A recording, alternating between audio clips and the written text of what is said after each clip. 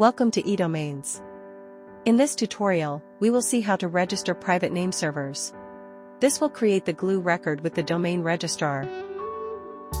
Please log in to your Edomains account. Click on Domains.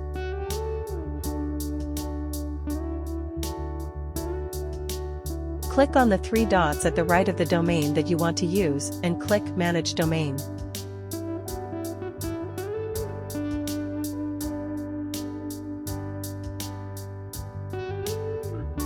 At the left column, click on Private Name Servers.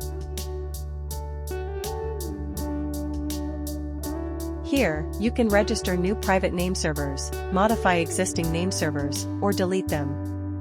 To register a private name server, you need to enter the name of the name server that you want to register and the IP address of the name server and click on Save Changes.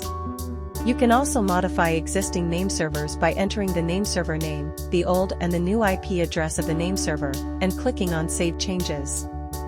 You can delete an existing name server by entering the name of the name server and clicking on Save Changes.